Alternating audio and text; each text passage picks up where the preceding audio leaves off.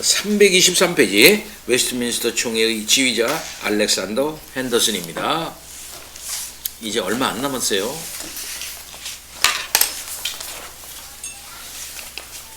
(200) 323페이지입니다. 1637년 7월 세인트 자일스 폭동 이후 스코틀랜드 교회와 정국은 숨가쁜 개혁의 나날들을 맞이하였다. 1638년 스코틀랜드 전 국민이 하나님 앞에서 장로교를 수호하겠다는 언약에 들어갔으며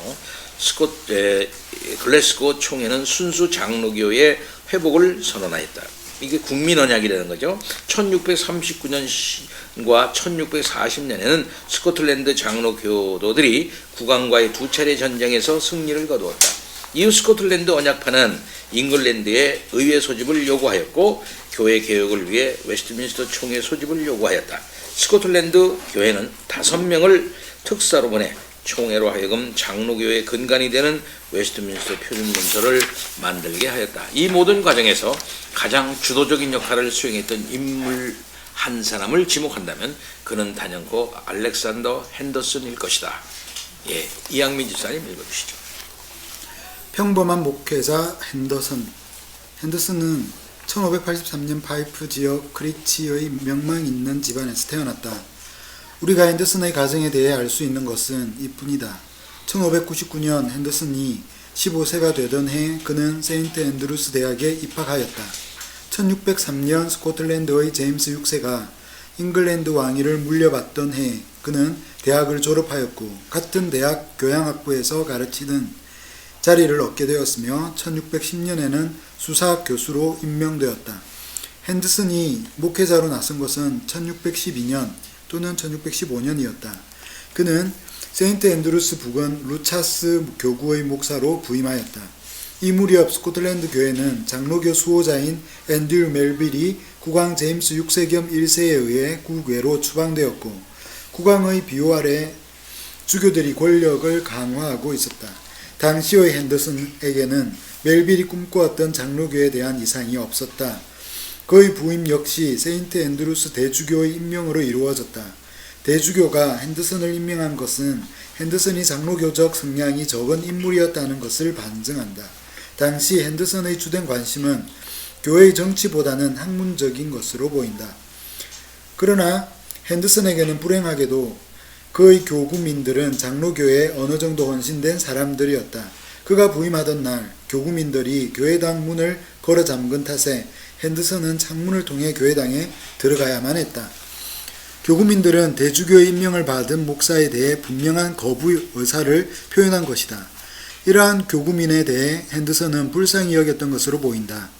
당시 그는 다음과 같이 기도했다고 전해진다. 불쌍하고 무지한 회중을 축복하소서. 하나님의 말씀을 이해하지 못하는 이들을 도우소서. 이들 중 많은 이들은 설교 내용이 하나님의 말씀인지 알지 못하나이다. 아마도 핸더슨은 장로교를 신봉하는 교구민들이 성경에 대한 이해 없이 쓸데없는 일에 관심을 가지고 있다고 여긴 듯하다. 이러한 핸더슨이 장로교주의자가 된 일화는 무척이나 흥미롭다. 당시 확고한 장로교주의자였던 로버트 브루스 목사가 교구민들로부터 많은 인기를 끌고 있었는데 한 번은 핸더슨이 그의 설교를 듣고자 몰래 찾아간 적이 있었다. 아마도 핸더슨은 인기 있는 설교를 배워 교구민들을 회유하고자 한 것으로 보인다. 그런데 하필이면 그날 본문이 요한복음 10장 1절이었다. 내가 진실로 진실로 너희에게 이르노니 문을 통하여 양의 우리에 들어가지 아니하고 다른 데로 넘어가는 자는 절도며 강도요. 당시 브루스가 장로교의 가장 헌신된 인물 중 한 명이었음을 고려할 때 그가 노예가 아닌 주교의 임명으로 부임한 목사는 진정한 목사가 아니라고 설교했을 가능성도 부인하기 어렵다. 핸더슨은 이 설교를 통해 자신이 교구 교회에 어떻게 들어갔는지를 회상하게 되었을 것이고 그것은 그를 매우 부끄럽게 만들었을 것이다. 핸더슨은 이 사건 이후 장로교회주의자로 돌아선 것으로 보인다. 핸더슨이 장로교회에 헌신하게 된 데에는 이보다 더 많은 이유가 있었을 것이다. 로버트 브루스의 설교뿐 아니라 자신의 교구민과의 갈등, 신학자로서 올바른 길에 대한 분명한 인식 등도 크게 작용했을 것이다. 핸더슨은 후일 자신의 변화에 대하여 다음과 같이 회고하였다. 모하고 그늘 아래 살기를 좋아하던 인물이 밝은 곳으로 나왔고 고요함을 좋아하던 사람이 공적인 일을 하게 되었다. 전에는 생각도 꿈도 꾸지 않았던 일을 하게 되었다. 바야흐로 조용한 신학자 핸더슨이 장로교 운동가로 변신하게 된 것이다. 예, 이렇게 변신하게 되네요. 그 다음 재영이 좀 더 읽어주세요. 핸더슨, 교회 지도자로 등장하다. 핸더슨이 장로교 수호에 이름을 남기게 된 것은 1618년 퍼스 총회 이후였다. 제임스 6세 겸 1세는 당시 총회를 위협하여 소위 퍼스 5계절을 통과시켰는데 그 중에는 상창식 때 무릎을 꿇고 떡과 포도주를 받는 가톨릭 의식이 포함되어 있었다. 퍼스 총회의 총대였던 핸더슨은 교회가 정부의 압력하에 있음을 정확히 목격하였고 이후 교회의 권리를 위해 투쟁하기로 결심하였다. 당시 국왕의 비호 아래 있던 대주교와 주교들은 퍼스 5계절을 중요한 문제가 아니라고 주장하였지만 핸더슨은 이를 로마 교회의 의식으로 규정하였으며 자신의 교구에서는 일절 지키지 않았다. 이 일로 인해 핸더슨은 고소되었고 세인트 앤드루스 법정으로부터 소환장을 받았다. 그러나 당시 핸더슨의 자기 변론이 너무나 논리적이었던 관계로 법정은 그에게 아무런 처벌도 내리지 못했다고 기록되어 있다. 1625년 제임스가 사망하고 그의 아들 찰스 1세가 즉위하면서 스코틀랜드 장로교에 대한 박해는 한층 더 강화되었다. 찰스 2세는 주교들에게 더 강한 권한을 부여하였고 그들을 통해 장로교 지도자들을 억압했다.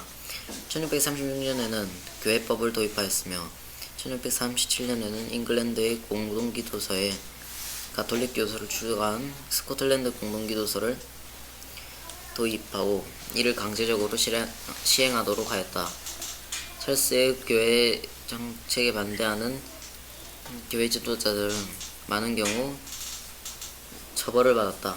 이러한 일련의 상황들은 이론을 갖춘 장로교주의자 핸더슨으로 하여금 서서히 스코틀랜드 교회의 지도자로 등장하게 만든 듯하다.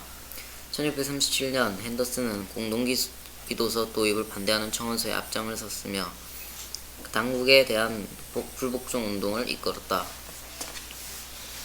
핸더슨을 교회와 국가의 가장 분명한 지도자로 만든 사건은 앞서 언급한 1638년의 국민언약이었다. 장로교 수호 서명인 국민언약은 핸더슨과 더불어 젊고 열정적인 변호사 와리스톤 출신의 아치발드 존스톤이 함께 초안한 것으로 알려져 있다. 국민언약은 세 부분으로 구성되어 있는데 그 첫 부분은 1580년의 부정고백이다. 이는 제임스 6세가 장로교를 지키겠다고 서명한 언약으로 일명 왕의 고백이라 불린다. 국민언약은 부정고백의 갱신임을 의미하는 것이다. 두 번째 부분은 장로교에 대한 의회의 법을 나열한 것이고 세 번째 부분은 언약의 갱신과 관련된 결심을 표현한 것이다.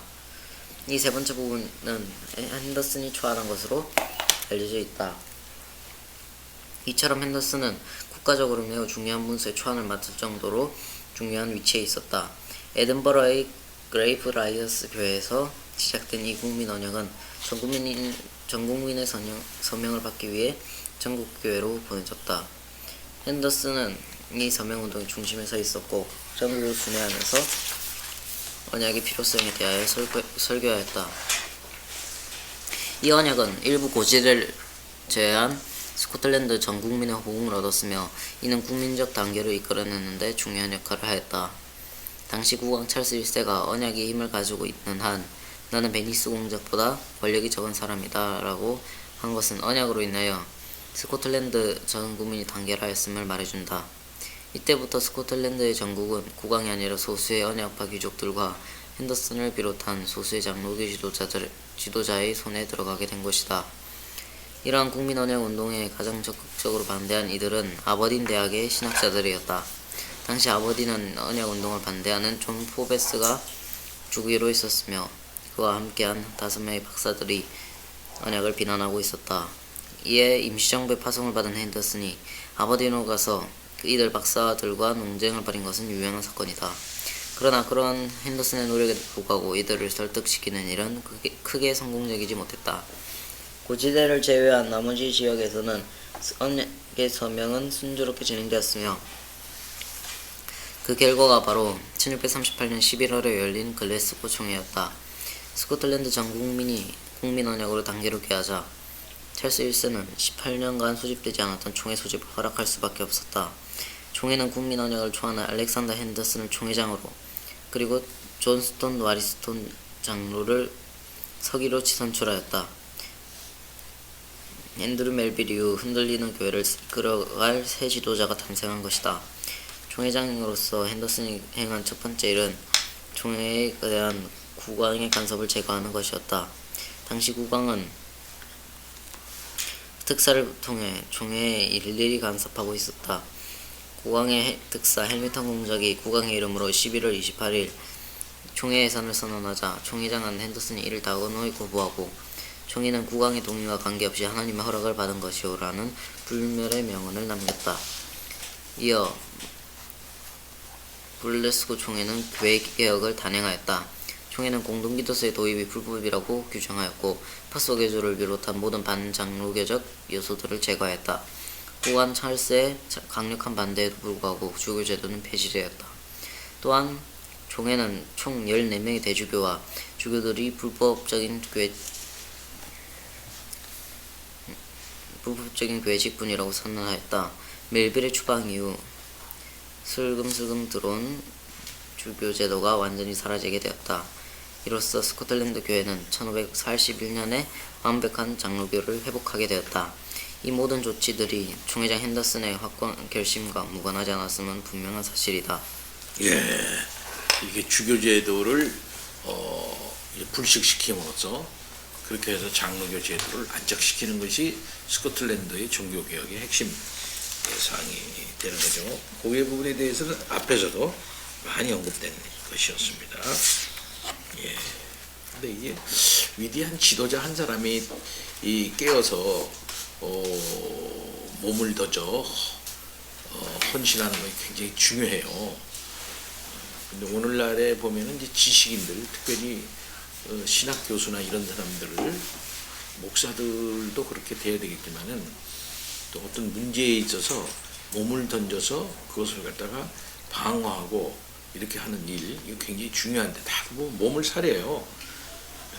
몸을 다 사리는 그런 경우가 많이 있어서 이제 그 반대 논리를 개발하고 설득 논리를 이렇게 구축하고 뭐 이렇게 해서 상대방에 대한 합리적인 공격도 할 줄 알고 또 이제 교인들이 거기에 빠지지 않게끔 하기 위해서 아주 철저하게 교육하고 이런 운동들을 실력 있는 신학자와 목사들이 그 일을 감당해 줘야 이제 하는 거죠. 지금 특별히 이단의 뭐 신천지 문제, 동성애 문제, 젠더, 트랜스젠더의 이런 문제, 여러 가지 이런 문제들이 지금 있어서 방황하고 있거든요. 현실교회에서는요.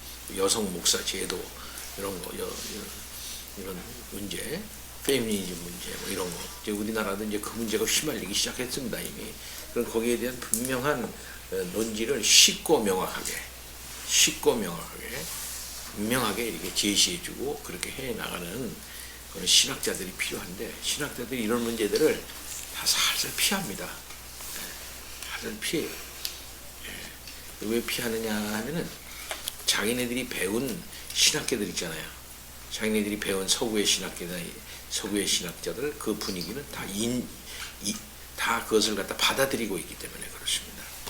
여성 목사인 경우에는 거의 그냥 그 좋은 일인데 왜 반대하지 이런 분위기로 갔기 때문에 거기서 배운 사람들이 한국에 와보니까 한국적 풍토는 보수적이거든요. 예. 그리고 교단적으로는 교단 신학이 있고요. 그러니까 말을 못하는 거예요. 속으로는. 그런 차원에서 볼 때 지금 이제 총신 안에, 고신 안에, 합신 안에 이런 보수주의 계통의 학계 안에 이제 여성 목사를 세워도 문제가 없는데 왜들 저러지 하는 그렇게 생각하는 그런 회색으로 중간지대로 자꾸 이렇게 도는 사람들이 하나둘 생겨나고 있어요. 지금요. 생겨나고 있어요. 동성애 문제는 이제 명확한 성경적 논리가 난 있다고 봐요. 반대 논리가 있다 이렇게 보기 때문에 거기에 대해서 함부로 말을 못하지만은 요까지는 얘기할 수가 있습니다. 동성애하는 사람의 인권은 그래도 보장돼야 되지 않냐. 민주사회니까 그 사람들을 또 한 사람의 시민이고 한 사람의 인권을 가진 사람들이기 때문에 그렇지 않는 이성애자들이 그들에게 대해서 사회적으로 소외한다거나 뭐 정치 사회 모든 면에 있어서 그걸 무시하면은 안 된다. 한 사람의 인권은 보장돼야 된다. 이런 정도까지는 얘기하는 그 이상으로 자꾸 나가면서 그 동성애도 용인돼야 되지 않겠느냐 이런 쪽으로 나가면 그런 심각한 문제가 이제 발생하게 되는 거죠. 그러나 시대가 점점 그 방향으로 가고 있어요. 이게 특별히 좌파에서는 좌파라는 것은 나쁜 의미의 좌파가 아닙니다. 옛날부터 우파 좌파 그게 있죠. 우파가 있고 좌파이죠. 좌파적 성향을 가지고 있는 그 경향에서 진보적 성향을 갖고 있는 그 진영에서는 이미 문제가 거의 이 사람들은 해결됐어요. 동성애가 뭐가 문제지?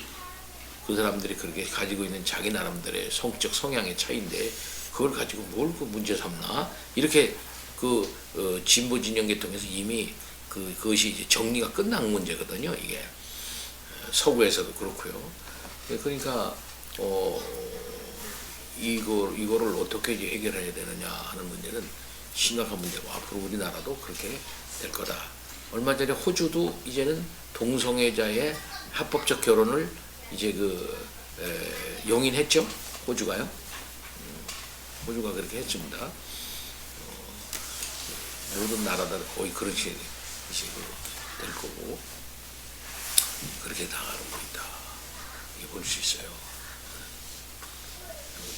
그러면서 이제 기독교적인 가치관과 기독교적인 어떤 그 문화적인 어떤 이런 것들이 점점 퇴색되어지고 희석되어지는 그런 어떤 그 저기로 나가고 있다 볼 수 있습니다. 그러니까 성경 말씀이 하나님의 말씀이 아니다. 성경에 대한 권위를 이제 버렸단 말씀입니다. 그리고 이제 그 다음에 뭘 버리냐면 그것으로 말미암아 탄생된 기독교적 문화를 버리는 거예요. 교회 문화를 버리기 시작하는 거죠. 교회 문화. 그래도 교회에 모였는데 모이는 걸 이제 안 모이게 되고 그래서 기독교적 사상과 삶에 의해서 문화적으로 스며들어져 있었던 나름대로 기독교적 흔적들 있잖아요. 기독교적 흔적. 이것이 그 보통 사람들의 마음 가운데 기독교에 대한 친근감을 유도하고 있었고 교회에 대한 어떤 그 거부감 같은 것을 제거하고 있었던 그런 마지노선들인데 그들이 실장 예수 그리스도를 마음 가운데 확고하게 적극적으로 받아들이지 않는 고백적으로 받아들이지 않는다 할지라도 적극적인 반대는 아니었던 사람들이잖아요. 네? 적극적인 반대는 아니었던 이런 사람들이 약간 적극적 반대쪽으로 돌아간다 이 말입니다. 이런 어떤 전 세계적 분위기로 바뀌어가고 있다 이렇게 말할 수 있어요. 그래서 친기독교적 성향을 가진 사회 계층들이 점점 더 얇아지는 거죠. 보통 보면 친기독교적 성향을 가지고 있는 사람들에서 이제 서서히 선교 교두보가 확보되면서 그들이 용인해주고 이해해주는 차원에서 선교가 이루어지고 그들 중에서 회심하고 돌아오는 게 많았단 말입니다. 근데 이것이 얇아지는 거죠. 결국 기독교적 거긴 문화가 점점 이제 이게 사회 속에서 얇아져 나가고 친교회적인 그런 사고방식들이 점점 이게 옅어지게 되는 그런 시대가 도래한다. 이렇게 말할 수가 있겠습니다. 그동안에 아시겠습니다만은 도널드 트럼프가 그래도 이번에 메리 크리스마스라 그랬대요. 저도 그걸 영상으로 봤는데 메리 크리스마스 하면서 근데 전에는 10몇 년 동안 20몇 년 동안 미국의 대통령들이 메리 크리스마스라는 말을 못했습니다. 예? 해피 할리데이라 그랬어요. 해피 할리데이. 해피 할리데이라고. 근데 이번 트럼프가 메리 크리스마스라고 얘기했어요. 미국 대통령이 20몇 년 만에 한 말이에요. 이 말. 그래도 그거는 고무적인 거예요. 나름대로. 그냥 메리 크리스마스다. 메리가 무슨 뜻입니까? 즐거운. 참 즐거운 크리스마스다. 메리 크리스마스. 그 참 이제 전에는 대통령들이 그 말씀은 그거는 뭐냐면 한 그 종교에 치우쳐서 대통령이 하는 말이다. 그래서 그 말을 못 쓰게 하고 해피 할리데이라고 그랬거든. 근데 이번에는 트럼프가 그 말 했는데 그러면 그럼도 더 다행이다 이거죠. 근데 그거는 트럼프가 지지를 받고 있는 보수 기독교층을 끌어안기 위한 정치적 제스처일 수도 있겠습니다만은 그래도 그는 자기의 기독교적인 어떤 그 배경이나 이런 거를 공공연히 얘기를 해요. 트럼프가 그 나름대로는 그런 면에서는 고무적이다 이렇게 볼 수가 있겠는데 이제 우리나라와의 관계라든지 제3제국의 관계라든지 그다음 미국 이민법에 대한 강경한 문제라든지 특히 미국 내에 있는 백인 기존 백인 그 기득권층에 대하여 이렇게 중심으로 해나가는 이런 문제들은 해결돼야 되겠죠. 지금 많은 히스패닉 계통이나 사람들이나 우리나라 이 동남아시아에서 간 사람들이라든지 이런 사람들이 굉장히 신분상 위협을 느끼고 있는 게 진짜 사실입니다. 얘기를 들어보니까 미국에. 네.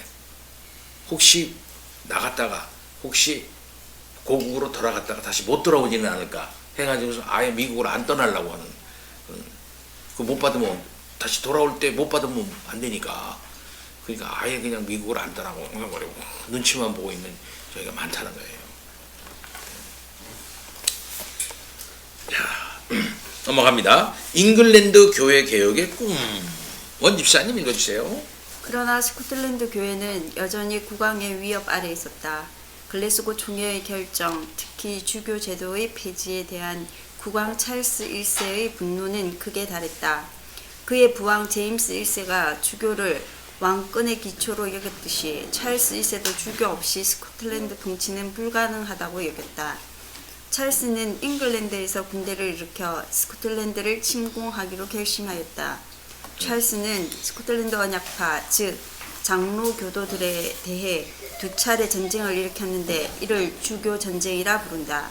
1차 주교 전쟁은 찰스 1세가 1639년 6월 스코틀랜드를 침공하면서 발발하였다. 스코틀랜드 언약파 지도자들도 국왕의 침입을 대비하고 있었다.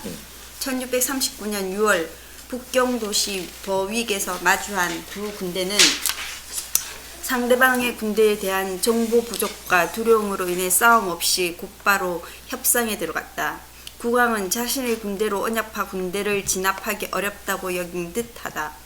따라서 협상은 언약파의 요구가 전부 수용되는 쪽으로 끝이 났다. 핸더슨은 스코틀랜드 협상단의 일원으로 국왕을 만났고 찰스에게 매우 단호하면서도 정중한 인상을 남겼다. 그러나 찰스의 진심은 일시적인 휴전을 통해 더 강한 군대를 모집할 시간을 벌고자 하는 것이었다. 찰스 1세가 1640년 4월 잉글랜드 의회를 소집하고 군비 지원을 요청한 것은 이러한 배경에서이다. 스코틀랜드 언약파에게는 다행스럽게도 잉글랜드 의회는 군비 지원을 거부하였다. 이에 국왕은 혼자의 힘으로 1640년 여름 2차 주교 전쟁을 준비했다. 이에 반해 스코틀랜드 언약파 군대는 지원자가 넘쳤고 군대는 열정으로 가득했다.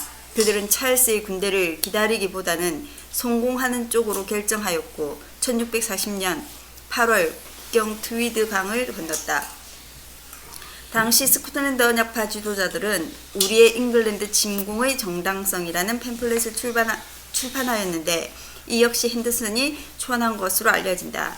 이는 스코틀랜드인들이 자국의 교회뿐 아니라 잉글랜드 교회 역시도 장로교로 개혁해야 한다는 입장을 보여주었다는 점에서 매우 중요한 문서이다. 팸플렛에는 다음과 같은 문장이 포함되어 있다. 잉글랜드의 경건한 이들이 오랫동안 기도해오고 염원해왔던 잉글랜드의 종교개혁은 이제 교리와 예배 그리고 규율에 있어서 완벽해질 것입니다. 교황당과 주교들 그리고 적그리스도의 위계 질서에 속한 모든 구성원들, 그들의 우상과 미신 그리고 인간적으로 도입된 것들은 사라질 것입니다. 이 내용은 스코틀랜드인들이 자국의 개혁 교회를 지키는 것을 넘어 이제는 잉글랜드 교회까지 완전히 개혁하겠다는 의지를 피력한 것이다. 혹자는 이를 당시 전쟁을 위한 선전 문구에 불과하다고 할 수 있으나 이후 스코틀랜드 지도자들의 행동을 보면 이것이 단순한 수사가 아니었음을 알 수 있다. 1640년 8월 스코틀랜드군은 뉴번에서 국왕군을 격파하였고 이에 국왕은 다시 협상을 제의하였다. 그러나 언약파 지도자들은 신뢰할 수 없는 국왕 대신 잉글랜드 의회와 평화 협상을 하겠다는 조건을 내걸었다. 언약파의 근본 의도는 잉글랜드 의회를 통해 잉글랜드 국교회를 장로교 체제로 개혁하고자 한 것이었다. 언약파의 압력에 굴복한 국왕은 1640년 10월 다시 잉글랜드 의회를 소집하였는데 이 의회가 이후 20년간 잉글랜드 교회를 개혁한 장기 의회이다. 스코틀랜드 평화협상단이 런던에 도착한 것은 장기 의회가 소집되고 그로부터 일주일 후인 1640년 11월 10일이었다. 스코틀랜드 평화협상단에는 4명의 영향력 있는 목사들이 포함되었는데 이는 스코틀랜드의 의도가 어디에 있었는지를 잘 보여주는 부분이다. 그들의 공식적 사명은 평화협상이었으나 그보다 더 비밀스럽고 중요한 사명은 잉글랜드 교회를 장로교로 개혁시키는 것이었다. 물론 협상단 대표는 핸더슨이었다. 핸더슨과 협상단은 1641년 우리들의 요구라는 문서를 제시하였는데 여기에는 잉글랜드와 스코틀랜드가 하나의 신앙 고백, 하나의 교리 응답서, 하나의 예배 모범서, 그리고 같은 형태의 교회 조직을 가지는 것이 바람직하다는 내용이 포함되어 있었다. 이것은 하나의 거대한 영국 교회가 아니라 두 나라 각각 자기의 교회를 지키되 동일한 교회 체제와 예배의 의식을 가지자는 것이었다. 스코틀랜드 협상단이 무엇보다도 중요시한 부분은 교회 조직이었다. 스코틀랜드 협상단은 모든 부문에서의 종교적 일치는 많은 시간을 요하는 일임을 충분히 인식하고 있었던 것 같다. 따라서 그들은 그중 가장 중요하다고 여긴 교회 조직을 일치시키는 데 총력을 기울였다. 스코틀랜드 협상단의 요구는 잉글랜드 의회 내 개혁파에 큰 영향을 준 것으로 보인다. 1641년 5월경 잉글랜드 의회는 스스로 교회 개혁에 착수하게 되었으며 주교제도 폐지를 담고 있는 뿌리와 가지 법안을 심의하고 통과시켰다. 이에 대해 협상단의 일원이었던 베일리는 다음과 같이 희망에 찬 보고를 하고 있다. 하원은 하나님의 영광을 위해 주교제도를 없애는 법안을 이미 통과시켰으며 상원도 그 법안을 곧 통과시킬 것입니다. 이 몹쓸 쓴 약을 삼키기 싫어하는 왕도 끝내는 추인을 하게 될 것입니다.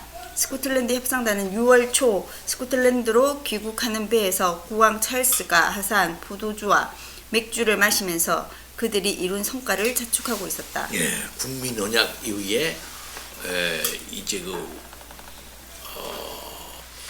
잉글랜드 의회와의 맺은 그 엄숙동맹이에요. 이 엄숙동맹 이후 장기 의회를 통해 가지고서 이제 그 웨스트민스터 총회가 이루어지도록 그렇게 됐던 것이죠. 예. 그다음에 웨스트민스터 총회 엄 집사님.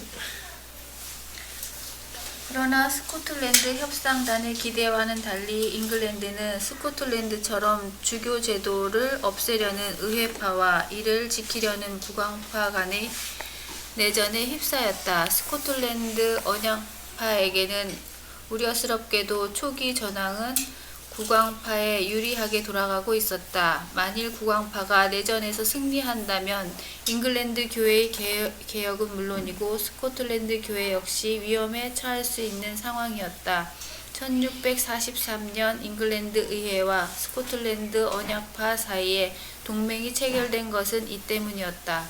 이 동맹은 엄숙동맹과 언약이라 불리는 것으로 스코틀랜드는 군사적으로 의회파를 돕고 잉글랜드 의회는 잉글랜드 교회를 스코틀랜드 교회의 모델을 따라 개혁한다는 약속을 포함하고 있었다. 잉글랜드 의회는 이 개혁을 위해 웨스트민스터 총회를 소집하고 스코틀랜드의 도움을 요청하였다. 핸더슨이 세 번째 총회장으로 피선된 스코틀랜드 총회는 곧바로 웨스트민스터 총회의 특사를 파견하였는데 그들 중 핵심 인물은 핸더슨과 로버트 베일리, 사무엘 러더포드, 조지 길레스피였다.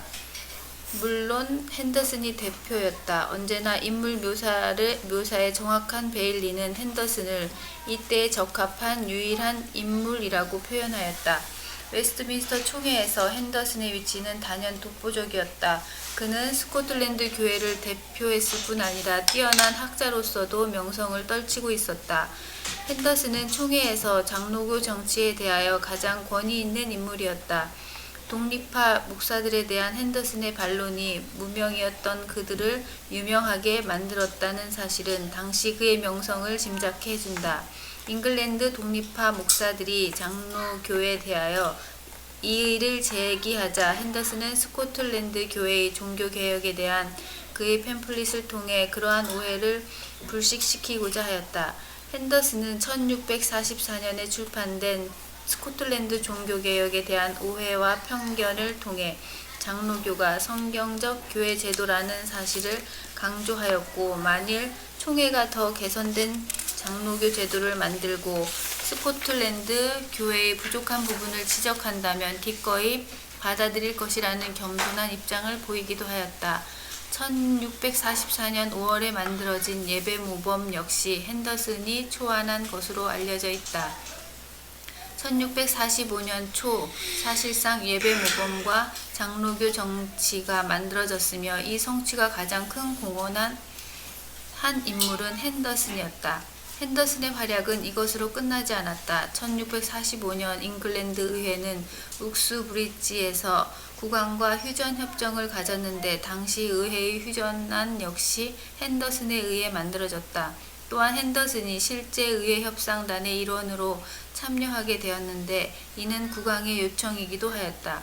당시 국왕 찰스도 핸더슨의 영향력을 알고 있었기에 그의 중재를 통해 의회와의 전쟁을 중단하기를 원했고, 잉글랜드 의회 역시 핸더슨을 전적으로 신뢰하고 있었다. 이 사실은 당시 잉글랜드 정국이 핸더슨의 영향 아래 있었음을 말해주는 것이다. 1646년 5월 국왕이 결국 스코틀랜드 군대에 항복하면서 내전은 의회와의 승리로 끝이 났다.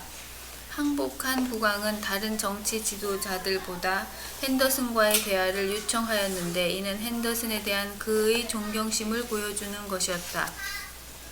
찰스는 핸더슨을 학식 있고 경건하며 확신에 찬 사람이라고 평가하기도 하였다. 국왕의 요청에 핸더슨은 기꺼이 응했고 국왕에게 잉글랜드의 장로교를 수용하는 것만이 유일한 사태 해결임을 강조하였다. 그러나 노쇠한 핸더슨에게 실망스럽게도 찰스는 여전히 주교 제도에 집착하고 있었고 핸더슨을 정치적으로 이용하고자 하였다. 핸더슨은 목사와 찰스 왕 사이에 주고받은 편지는 그들이 비록 종교적 신념은 달랐지만 개인적으로는 좋은 친구였음을 보여준다.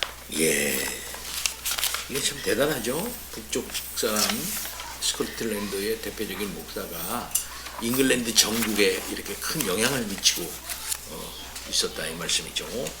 마지막 날들과 유산 수정이 한번 읽어주세요. 같이 읽을게요. 어? 같이 읽을게요.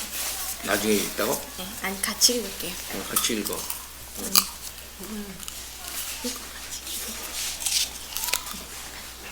읽어. 같이 읽자.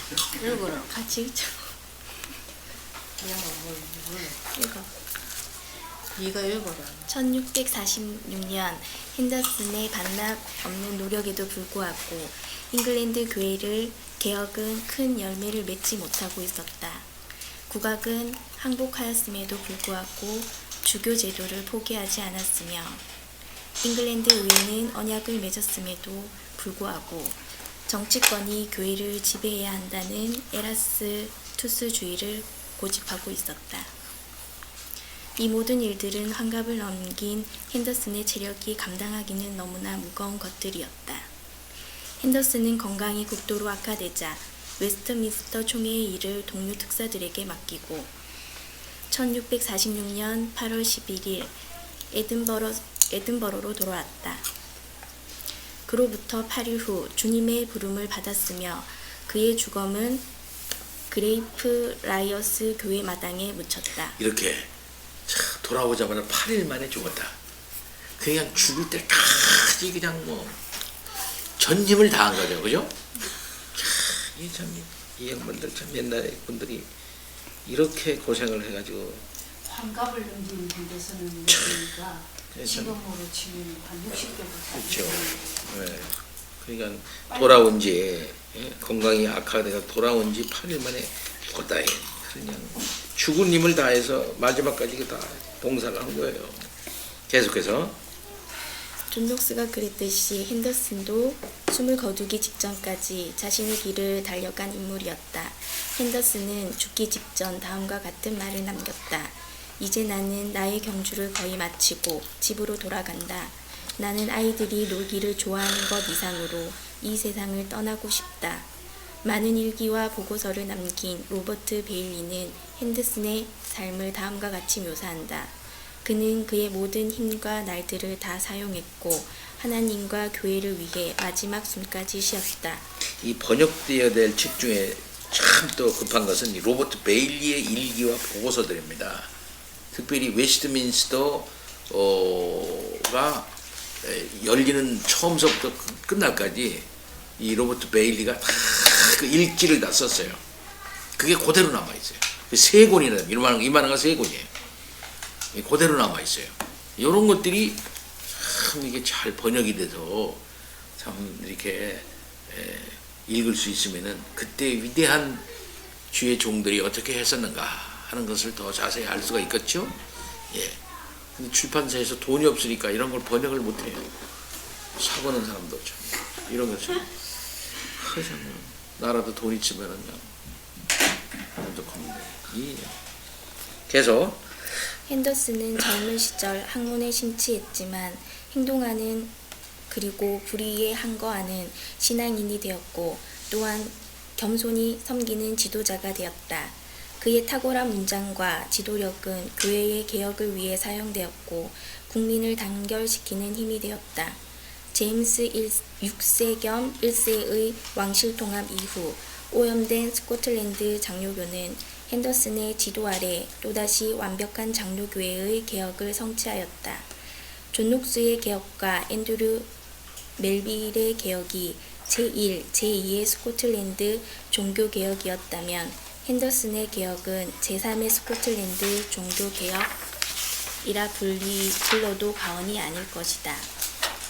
잉글랜드 교회를 장로교로 개혁하려는 핸더슨의 꿈은 비록 물거품이 되었지만 그의 사후에는 생전에 꿈도 꾸지 못했던 더 큰 보상이 주어졌다.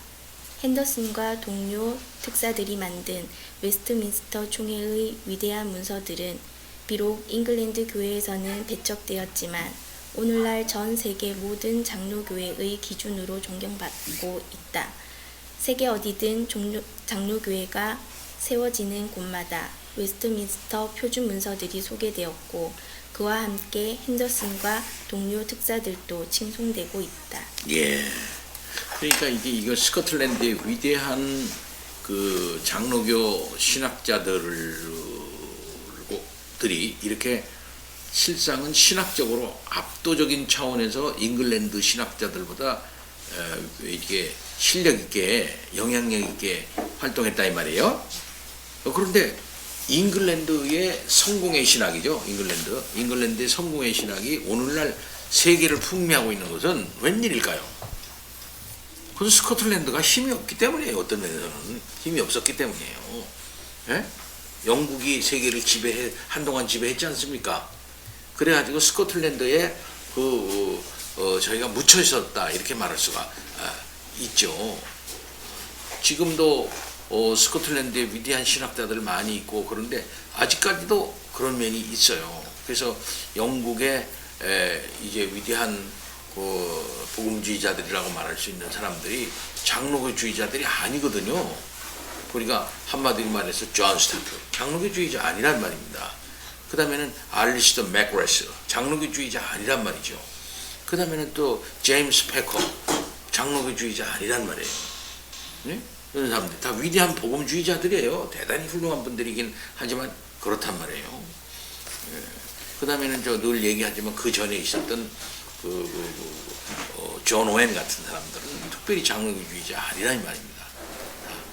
잉글랜드에 가지고 있었던 힘이 뒷받침되어 가지고 이렇게 했던 사람들이죠.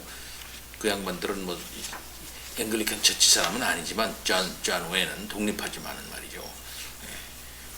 그러니까는 잉글랜드 안에는 뭡니까 성공의 교회, 성공의 왕이 교회의 수장이라는 성공회. 그다음에 무슨 소리야? 이게 이제 국교죠. 잉글랜드 이게 국교인 거야. 이게 국교고. 그다음에 그 국교 비국교도라고 있잖아. 비국교도가 뭡니까? 비국교도가 독립파들이에요. 독립파. 독립파. 그다음에 독립파는 또 회중 정치를 또 하고 있었다면 이렇게. 그러니까 그런 사람들에게 있어서는 그다음에 이제 소수의 장로교도가 있었죠. 소수의 장로. 그래서 그 중에 대표적인 사람은 카트라이트 같은 사람. 이거는 영국의 장로교 신학자예요. 카트라이트. 여러 굉장히 그 영향력이 미미한 이런 사람들이 있긴 있었지만 영국에는 이런 파들이 있었다. 영국에 워낙 이렇게 그 영국 국교회가 강하고 그 다음에는 또 다른 비국교도로서요 독립파가 또 강하고 그래 놓으니까 장로교가 별로 아주 힘이 없었던 그런 것이었죠. 그러니까는 이게 저쪽에는 그 장로교 스코틀랜드 이쪽에는 성공회 그다음에 웨일즈에는 뭡니까? 웨일즈 계통에는 웨일즈 계통 짬뽕이야 조금. 웨일즈는 거기는 이것저것 있어요. 감리교도 아니고 장로교도 아니고. 그래서 메소디스틱 칼비니스트 이런 사람들이 많아요. 이쪽에 웨일즈 계통에는요. 그래서 그 알다시피 로이드 존스가 웨일즈 사람입니다. 웨일즈 사람이에요. 로이드 존스가 웨일즈 사람이에요. 거기는 약간 그 자기가 장로교주의자라고 전혀 얘기하지 않아요. 로이드 존스가 장로교주의자 아니에요. 로이드 존스가 메소디스트 칼비니스트 정도는 얘기해요. 그 사람이. 그 자기가 완전 칼비니스트라고도 안 해. 메소디스틱이라 해요. 메소디스틱. 얘가 중간이에요. 로이드 존스가. 이렇게 얘기를 좀 서로 하는데, 그러니까 전에 얘기했던 토마스 선교사가 소속한 우리나라에 와서 대동강에서 목이 잘린 토마스 선교사는 보니까 가보니까 연합장로교더라고. 연합장로교. 왜? 연합장로교 소속. 웨일즈의 연합장로교. 그러니까는 런던이라든지 잉글랜드 이쪽 지역에는 장로교가 그렇게 많지 않겠죠? 지금도 그렇겠죠? 지금도 그렇다 이 말이에요. 그건 다 스코틀랜드 위쪽에 있는 거죠. 자, 그러니까 이제 우리나라는 이제 스코틀랜드 계통의 이런 위대한 전통이 있는데 그 위대한 전통이 잘 잇닿지 않았다. 장로교 제도만 어떻게 왔지 정통적인 장로교의 이론가들의 책이 소개도 안 된 채 된 거 아닙니까? 그렇죠? 그러니까 제1칠에서 제2칠에서도 소개가 안 됐었고 멜빌도 소개가 안 됐었고 그렇죠? 특별히 핸더슨의 작품도 좀 있지만 그 글도 소개가 안 됐고 특별히 그 이후에 우리가 나오는 이 사무엘 러더포드의 책도 그저 몇 개 소개가 됐지만 그의 위대한 법과 질서, 법과 국가라고 하는 책이 번역되게 되는데 그것도 안 되고 있고 또 한 사람 조지 길리스피 그런 위대한 이런 신학자들의 그 글들이 이게 실상 소개가 안 돼 있는 상황이라 봐 우리나라가. 그런 거 좀 이상하지 않아요? 왜요? 내가 보기엔 이상한 게 않다 보기에는 우리 신학자들이 게을러서 그런 거 아니냐 이렇게 생각 들고 신학자들 자체가 장로교 정치 조직이 교회 운영이 과연 이게 성경적이고 하나님이 내려주신 신적 제도이냐에 대한 확신이 없기 때문이었다 이렇게 말할 수가 있겠어요. 근데 지금부터는 이런 좋은 작품들이 면면한 번역, 정교한 정확한 번역에 의해 가지고 한국 교회의 지도자들과 한국 교회 평신도들에게 이제 번역돼가지고 소개가 되어야 됩니다. 이제는요. 이런 작업이 필요해요. 그래서 진정 장로교 정치 사상이라는 게 과연 뭐냐 이것이 이제 잘 드러나야 한다 이 말씀이죠. 예. 왜 그렇게 스코틀랜드에서 진정한 종교 개혁으로 이렇게 원리로 정이 됐던 장로교 정치 제도를 왜 그렇게 하려고 했었느냐? 단순히 문화적인 것이냐? 자기네가 좋아서 했던 것이냐? 아니다. 성경의 원리가 그렇기 때문에 그렇다 하는 그런. 만약 그렇지 않으면 어떻게 되는 것이겠습니까? 영국처럼 왕이 다루는 왕이 주교를 임명하고 왕이 회의를 다 소집하고 말이야. 이렇게 나올 거 아니겠어요? 그러면 교회가 어떻게 되겠습니까? 마음대로 못하는 거죠. 그래서 그런 차원에서 지금 우리나라 지금 이 국가에서 세금을 때리겠다 하는 문제 있잖아요. 요 문제가 요런 그 멜빌의 두 정치 사상의 차원에서 보면은 약간 걸리는 부분이 난 있다 생각해요. 응? 걸리는 부분이 있다 이렇게 생각합니다. 왜 그러냐면은 소득을 자연스럽게 내면 좋은데 내서 이렇게 내는 건 문제가 없겠는데 이건 정확한 소득을 냈냐 안 냈냐 내부 세부 조사를 할 수밖에 없는 상황에 처하게 된다 이 말입니다. 세무 조사를요. 결국 세무 조사를 그럼 누가 하느냐? 그 나라에서 할 거 아니에요. 세무당국에서 할 거 아니겠어요. 응? 그럴 때는 그 나라가 나라법에 의해서 나라의 세제법에 의해 가지고 교회의 재정 구조라든지 이런 것이 통제가 되는 그런 상황이 발생하게 되는 겁니다. 그러니까 이게 엄밀한 의미의 이게 이 장로교 정치 제도와 이게 안 맞아 들어가는 면이 있게 돼요. 이게요. 있게 되는 겁니다. 이게. 그러니까 요 경계선 부분을 사상적으로 해결해야 한다 생각합니다. 그거에 대한 명확한 논의를 지금 안 하고 있어요. 지금 어떤 면에서. 지금 이거 학자들이 해야 되는데요. 이 부분을. 자, 경건한 언약 이론의 변증가 사무엘 러더포드 여기까지 하고 두 명 더 남았어요. 두 명 더 이제 2장 남았네. 러드포드하고 두 명. 네, 중요한데 2장 남았네. 베일리, 베일리, 길레스피. 로버트 베일리하고 길리스피 남았죠. 네. 3장 남았어요 지금. 네. 오늘 여기서 그만둘까요? 좀 더 하자고? 로드코드까지 하면 2명 하고. 그렇게 하자고? 그럼 지금 아니, 집사님 말씀이 무슨 말씀이에요? 그만하자는 얘기 아니요 지금 제목 발명자 남았. 하자고. 예. 나는 그만 얘기인가. 그래서 내가 오늘 수용하려고 했지. 경건한 언약 이론의 변증가. 우리가 사무엘 러더포드 잘 읽어야 되겠습니다. 어떤 혀나 펜 또는 인간의 기술이 위대한 러더포드를 이길 수 있으랴. 그의 학문은 그의 명성을 일으켰고 그의 진정한 경건은 그의 이름을 더 높였다. 이 글귀는 스코틀랜드의 위대한 목회자였고 학자였던 사무엘 러더포드 묘비문의 일부이다. 러더포드는 1643년 런던에서 개최된 웨스트민스터 총회에 스코틀랜드 교회의 특사로 파견되어 크게 기여하였고 1644년에 출판된 법과 군주는 장로교의 정치 사상의 백미이며 그렇죠. 요거 번역돼야 됩니다. 이후 서구의 정치 사상에도 크게 기여하였다. 또한 그의 편지와 설교집은 여전히 복음주의자들의 사랑을 받고 있는 소중한 문헌이다.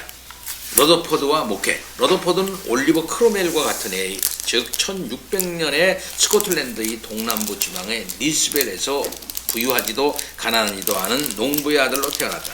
훗날 함께 웨스트민스터 총회에 참석할 알렉산더 핸더슨보다는 17년 연하였다.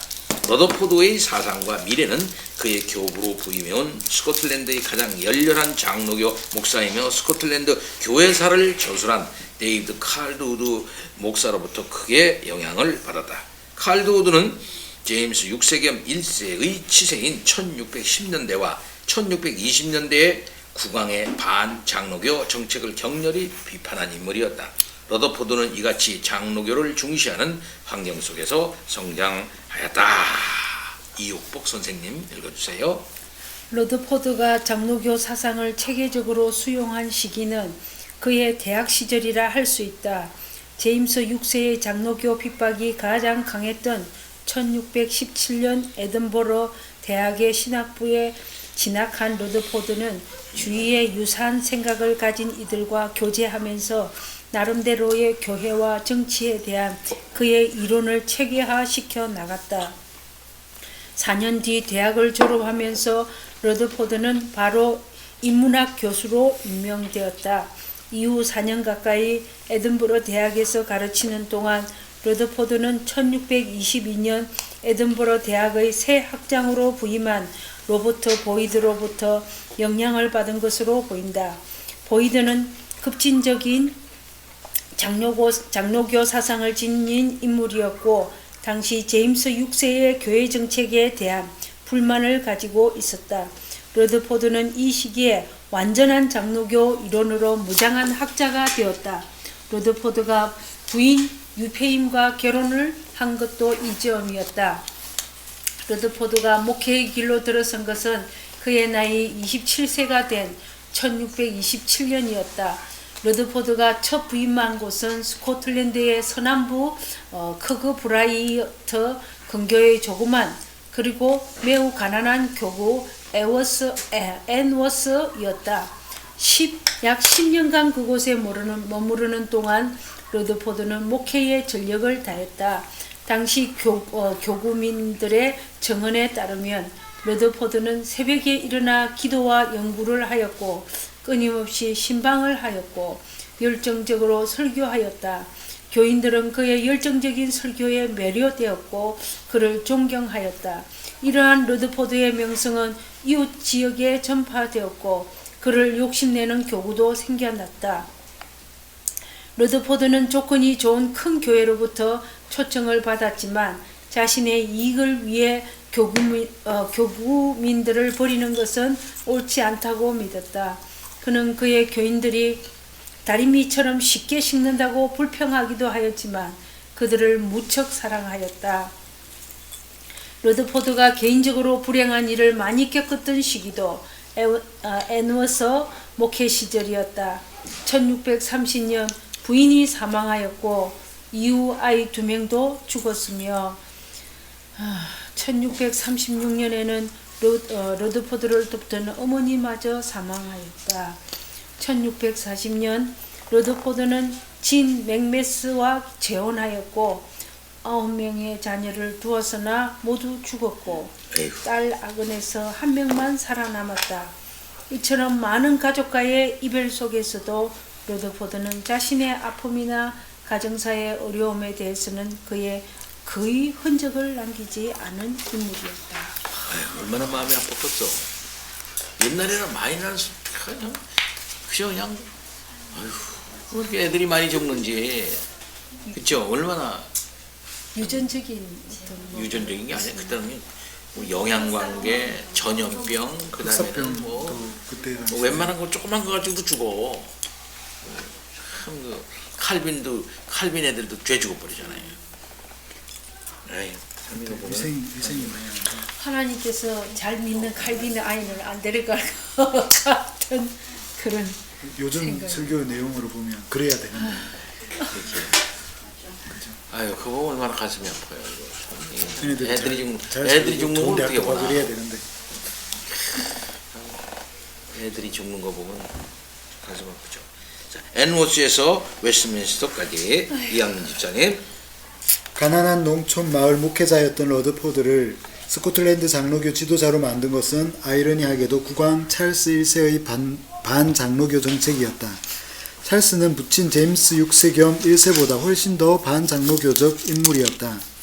찰스 1세는 가톨릭 의식을 좋아하였고 칼뱅보다는 아르미니우스주의 교리가 옳다고 믿었다. 그리고 찰스 1세는 매우 권위적인 인물이었고 자신의 교회관을 잉글랜드와 스코틀랜드 그리고 아일랜드에 강요하였다. 당시 찰스 1세는 세 나라 모두의 왕이었다. 또한 찰스는 자신과 유사한 교회관을 가진 윌리엄 로드를 잉글랜드 캔터베리 대주교로 임명하고 새 왕국 교회 정책을 총괄하게 하였다. 그들은 순동적인 주교들을 세워 스코틀랜드에서 장로교 요소를 완전히 제거하고자 하였다. 러드포드의 교구가 속해 있는 갈로웨이 주교구에는 찰스 1세의 교회 정책에 매우 적극적이었던 토마스 시드서프가 주교로 임명되었다. 러드포드는 찰스 1세의 종교 정책에 분개하였다. 러드포드는 주일 설교를 통해 찰스 1세의 종교 정책을 비난하기도 하였고 1636년에는 아르미니우스주의를 비판하는 책 하나님의 은총에 대한 변론을 출판하기도 하였다. 그의 학문적 박식함이 나타나는 책이었다. 그러나 이 책의 출판으로 인해 러드포드는 어려움에 직면하게 되었다. 러드포드는 주교법정과 주교들로 구성된 최고교회법정에 차례로 회부되었고 결국 교구에서 쫓겨나 가톨릭 성향이 강한 도시 아버딘에 연금되었다. 이러한 박해의 환멸을 느낀 러드포드는 한때 신대륙 뉴 잉글랜드로 이주를 고려한 적도 있었다. 1630년대에는 대이주라고 불릴 만큼 많은 청교도가 종교적 박해를 피해 미국으로 이주한 시기였다. 그러나 러드포드는 고국에 남아 박해를 받는 길을 택하였다. 아버딘에서 러드포드의 삶은 더 큰 일을 위한 준비 과정이었다. 훗날 웨스트민스터 총회에서의 활약은 이 당시에 준비된 것이라고 할 수 있다. 그리고 그의 유명한 서간문들도 거의 이때 쓰인 것이다. 러드포드는 많은 귀족, 교회 지도자들 그리고 교인들과 편지 교류를 하였고 그 중에는 알렉산더 핸드슨 목사도 포함된다. 이 편지들은 1664년 처음으로 편집 출판되었다. 러드포드의 편지는 영적인 언급이 많아서 지금도 청교도 명상록으로 인기를 끌고 있다. 러드포드가 그의 교구 앤워스로 돌아온 것은 스코틀랜드에서 혁명이 일어난 1638년 초였다. 1637년 여름 찰스 1세의 교회 정책에 불만을 품은 장로교도들이 혁명을 일으켰고 1638년 2월에는 장로교 수호 언약인 국민언약이 서명되었다. 위대한 장로교 지도자인 알렉산더 핸드슨이 총회장으로 선출된 1638년 11월 글래스고 총회는 찰스 1세가 도입한 모든 반장로교적 요소를 일소하였다. 주교 제도는 폐지되었고 가톨릭 의식으로 가득한 공동기도서는 불법이라고 규정되었다. 총 14명의 주교들은 스코틀랜드 교회에서 추방되었다. 이러한 상황은 러드포드로 하여금 목회에 집중할 수 있도록 내버려 두지 않았다. 그에게는 교구 일보다는 더 중요한 국가적인 일이 부여되어 있었다. 1639년 10월 러드포드는 에든버러 총회의 명에 따라 앤워스를 떠나 세인트 앤드루스 대학의 교수로 부임하였다. 당시 국민언약에 서명하지 않는 교수들은 파면되었기 때문에 대학은 새로운 학자들을 필요로 했을 것이다. 이러한 이동에 대해 앤워스 교구민들은 크게 항의하였다고 러드포드는 기록하였다. 러드포드와 같은 목회자를 누가 놓치고 싶었겠는가. 세인트 앤드루스 대학에서 러드포드는 조직신학과 히브리어 그리고 교회사를 강의한 것으로 나타난다. 러드포드는 학자로서의 사명뿐 아니라 설교자로서의 사명에 대해 항상 자각하고 있었다. 대학에서 가르치는 동안에도 그는 꾸준히 설교를 중시하였다. 그러나 이후의 정치적 국면은 그로 하여금 교수로서의 길도 집중할 수 없게 만들었다. 1640년대 초 러드포드가 대학에서 가르치는 동안 전국은 더욱 급박하게 돌아가고 있었다. 국왕 찰스 1세의 침입으로 인한 주교전쟁이 두 차례나 있었고 1642년에는 잉글랜드에서도 의회파와 국왕파 사이에 내전이 발생하였다. 잉글랜드 의회는 스코틀랜드의 예를 따라 찰스가 도입한 교회 정책뿐 아니라 주교제도 그 자체를 폐기하고자 하였고 반면에 국왕은 이를 지키고자 하였다. 1643년 스코틀랜드가 잉글랜드 의회를 군사적으로 돕기 위해 참전하였고 잉글랜드 의회는 새로운 교회 제도를 만들기 위해 1643년 7월 1일 유명한 웨스트민스터 총회를 소집하였다. 잉글랜드 의회와 웨스트민스터 총회는 새로운 교회 조직으로 장로교에 관심이 많았고 스코틀랜드 총회에 도와달라는 요청을 보냈다. 이에 스코틀랜드 총회는 5명의 목사와 3명의 장로를 특사로 파견하였고 러드포드는 그 중 1명이었다. 5명의 목사는 러드포드를 비롯하여 알렉산더 핸드슨, 로버트 더글라스, 로버트 베일리, 조지 길레스피였고 3명의 장로는 변호사인 아치발드 존 스톤, 카실리스 백작, 존 케네디, 로드데일 공작, 존 마이틀랜드였다. 아마도 스코틀랜드 총회가 추천한 5명의 목사는 당시의 장로회 제도의 가장 이론적으로 밝은 자들로 인정받고 있었음이 틀림없다. 40대 초반의 러드포드는 이처럼 인정을 받는 인물이었다. 러드포드가 런던에 도착한 것은 1643년 11월 20일이었다. 모든 스코틀랜드 특사들이 공적 또는 개인적인 이유로 한두 번 정도 귀국했지만 러드포드는 1647년까지 한 번도 총회장을 떠난 일이 없었다. 그러나 가족을 런던에 부른 일은 있었다. 이처럼 그는 자신의 임무에 대해 무겁게 느끼고 있었던 것이다. 러드포드가 런던을 떠나지 않은 또 다른 이유는 런던이 책을 출판하는 데 이상적인 장소였기 때문이었다. 러드포드는 런던에 있는 동안 웨스트민스터 총회를 돕기 위한 집필에 열중하였다.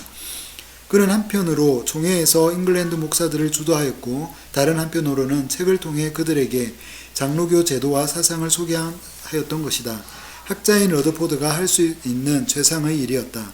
러드포드의 대표적인 저서 법과 군주가 1644년 런던에서 출판된 것은 이러한 상황에 쓰였다. 요컨대 러드포드는 목회자로서, 교수로서, 그리고 연구자로서 최선을 다한 인물이었다. 네, 이런 분들이 이제 오늘날에도 필요하다 이렇게 생각이 됩니다. 법과 군주. 자, 지영이 읽을 수 있겠죠? 예. 네, 읽어주세요. 러더포드의 저술 중 당대뿐 아니라 후대에도 가장 큰 영향을 미친 것은 법과 군주이다. 법과 군주의 출현을 직접적으로 유도한 것은 1644년에 출판된 존 맥스웰의 팸플릿 기도왕의 성스러운 대권이었다. 맥스웰의 책은 국왕에게 무력으로 저항하는 스코틀랜드 장로파나 잉글랜드 의회파를 비난하는 내용으로 가득하였다. 러더포드는 그의 오랜적인 맥스웰의 주장에 대해서 어떤 답변을 제시해야 할 필요성을 느꼈던 듯하다. 러더포드는 스코틀랜드의 장로파와 잉글랜드의 청교도가 다같이 국왕의 무기를 들고 저항하고 있는 당시의 상황에 대해 성경적 정당성을 부여하고 엄숙동맹과 언약에 서명하기를 주저하고 있던 많은 잉글랜드인들에게 서명을 독려하려는 의도를 가지고 있었다. 이 폭군에 대해서는 무력 저항할 수 있다는 칼뱅파의 정치로는 이미 유럽과 스코틀랜드에 잘 전파가 되어 있었다. 프랑스 위군호 사상가들 뿐만 아니라 스코틀랜드의 뷰캐넌 등이 피력했던 이론이었다. 이처럼 러더포드의 법과 군주는 널리 수용되고 있는 칼뱅파 저항 이론을 정교화한 것이지만 당시의 정치적 사건인 국민언약과 엄숙동맹과 언약을 결부시키는 독창성도 보여주고 있다. 최근의 역사학자 존 샌더슨이 이를 가리켜 가장 포괄적인 저항 이론이라고 칭한 것은 그의 이론이 차지하는 중요성이라 할 수 있다. 러더포드의 사상을 간략히 알아보자. 정부의 기원과 목적, 국왕, 즉 정부의 공력은 인민으로부터 기원하는 것이다. 모든 인간은 원래 자유인으로 태어났다. 즉 어떤 사람도 국왕에게 복종해야 하는 상태로 모태로부터 나온 것은 아니다. 국민이 국왕에게 정부의 권력을 부여하는 방법은 왕과 국민 사이에 이루어지는 국민언약이며 국민언약만이 합법적이고 정통성이 있는 정부를 제공한다. 언약국가에서 새로운 왕위직의식은 국민언약을 갱신하는 의식이다. 사울의 즉위식이나 다윗의 즉위식은 언약의 갱신행위였다. 즉위식에서 새 국왕은 기존의 국민언약을 그대로 수용하고 지키겠다는 약속을 함으로써 언약국가의 언약국왕이 되는 것이다. 예, 이 언약적 사고방식 중요한 거예요. 법을 세워놓고 그 법에 따라야 된다는 것이고 그 법은 국민으로부터 나오는 거죠. 근데 우리나라도 그 마찬가지죠. 대통령 취임할 때 뭐 합니까? 나는 헌법을 수호하고. 그 헌법 수호하면 어떻게 되는 걸까요? 헌법을 수호하고 국가를 방해하며 이렇게 나오죠. 그러면 그 서명하는 거예요. 이게 언약하는 거예요. 대통령 취임할 때. 그러면은 헌법을 준수해야 할 책임이 있고 헌법 질서를 파수해야 할 책임이 대통령에게 부여되는 거예요. 국민 채권,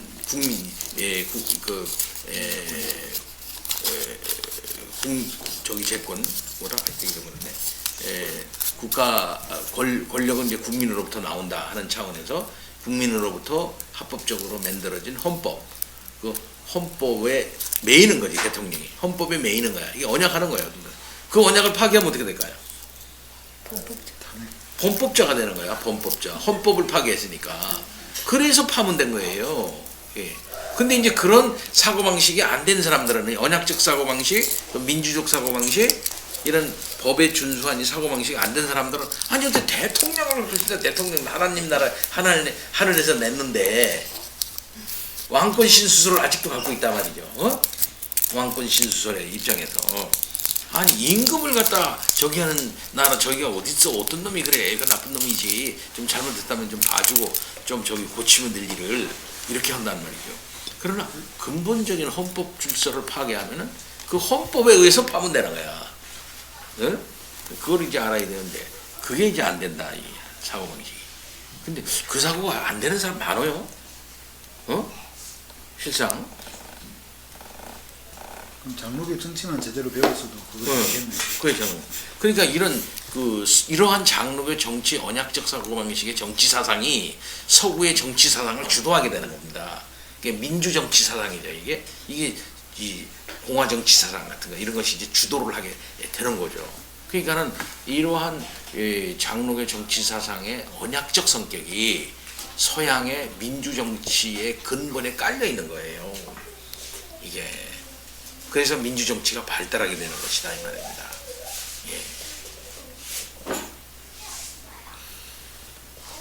뭐 대단한 거예요 사실은. 좀 계속 조금 더 읽어줘. 그 밑에까지. 국민들의 동의에 의한 정부라고 해서 정부의 형성이 있어서 하나님의 역할이 배제되는 것은 아니다. 국민 언약은 단순히 국민과 국왕만의 약속이 아니라 하나님과 국민 그리고 국왕 사이의 약속이다. 하나님과 국민 그리고 국왕 사이의 약속이다. 계속. 하나님은 한 사람을 선택하여 세우려는 다수의 의지를 움직임으로써 정부를 구성하는 일에 관여하는 것이다. 따라서 국왕은 하나님과 국민에 의해 만들어지는 것이다. 국왕은 국민의 유익을 위해 통치해야 한다. 국민의 유익은 교회를 통해 보장되는 것이므로 교회의 보호야말로 국왕의 가장 신성한 의무다. 이스라엘의 왕들이 성규적 사회인 이스라엘의 평화와 종교를 순수하게 지키고 위반자들을 추방하기로 동의한 것처럼 기독교 국가의 국왕도 같은 역할을 감당해야 하는 것이다. 언약 국가의 우선적인 목적은 교회의 보호에 있다. 저항의 의무. 거기까지. 저항의 의무. 원집사님. 저항의 의무. 국민이 그들의 권력을 국왕에게 양도할 때 무조건적이거나 항구적으로 양도하는 것이 아니라 언약에 따라 양도하는 것이다. 요거 중요한 거예요. 그래서 즉 국민은 그 언약이 침해될 때 그들이 부여한 것을 도로 빼앗을 수 있다는 조건으로 그들의 권리를 그들이 부여한 것을 양도한다. 도로 빼앗을 수 있다는 조건. 계속. 따라서 국민이 국왕에게 양도한 것은 근원적 권력이 아니라 단지 법을 집행할 수 있는 권한이다. 국민에게는 국왕이 언약에서 맹세한 대로 국가를 통치하지 않을 때, 즉 국왕이 언약을 파기할 때 국왕에게 저항함으로써 국왕에게 위임한 권력을 회수할 수 있는 권리가 있다.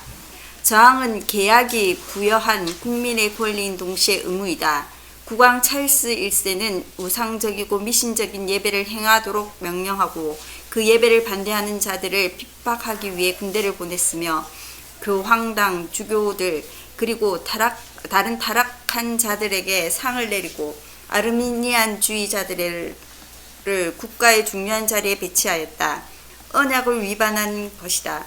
언약 국가의 왕으로서 이단과 우상 숭배자들을 처벌해야 하는 의무를 행하지 않고 그 반대로 통치하였으므로 국민들의 저항을 받는 것은 지극히 당연한 일이다. 그래서 찰스 씨 어떻게 됐어요? 이런 곳에 저기 돼가지고 고소가 돼가지고 재판에 걸려가지고 사형을 나요. 한 표 차로. 한 표 차가 어때요? 한 표 차. 한 표 차로 한 표 차가 많아가지고 사형당했어요. 근데 당당하게 죽었다 그래요. 뭐 비굴하게 죽지 않고 당당하게 딱 죽었다 그러는데 어떤 사람은 한 표 차인데 말이야 죽이냐 왕을 이렇게 했습니다. 뭐 어떻게 판결 난 걸 어떻게 했어? 그래서 결국 한 표 차로 죽었죠. 그 다음에 계속 러드포더의 법과 군주는 출발 당시 잉글랜드인들에게 큰 반향을 일으켰다. 당시 국왕에게 저항하던 이들에게는 저항의 명분을 제공하였을 뿐 아니라 오히려 당연한 의무라는 인식을 심어주기에 부족함이 없었다. 특히 법과 군주는 엄숙 동맹과 언약의 수용에 망설이던 많은 잉글랜드인들에게 확신을 심어주었다. 러드포더의 저항 사상은 당시 잉글랜드 의회파 이론가들의 사상에도 매우 큰 기여를 하였음이 분명하다.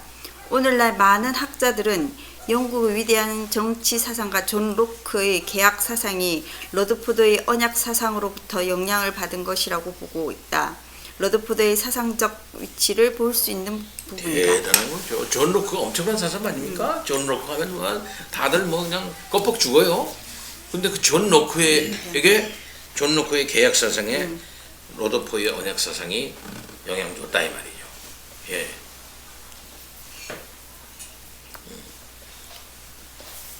자, 마지막 날들과 유산. 원유사님 또 좀 읽어주세요.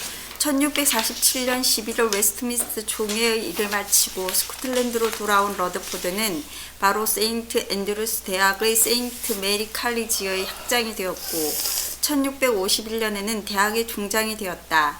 스코틀랜드로 돌아온 뒤 14년 동안 그는 대학의 강단을 지켰던 것이다. 유럽의 몇몇 대학들이 그를 초빙했으나 그는 모두 거절하였다. 그러나 1640년대 말은 그의 마음이 편치 못했던 시기였다. 크로멜이 이끄는 독립파가 국왕의 처형을 감행하였고 웨스트민스터 총회의 결정과 엄숙 동맹과 언약의 내용을 부정하였기 때문이다. 당시 스코틀랜드 언약파는 두 그룹으로 분열되었다. 주리인 결의파는 언약을 맺고 찰스 2세를 즉위시키고 잉글랜드 독립파 정권을 추방하자는 입장이었고 반면 소수파 항의파는 찰스 2세를 거부하는 동시에 잉글랜드 의회와의 언약을 지키고 평화적으로 갈등을 해소하고자 하였다.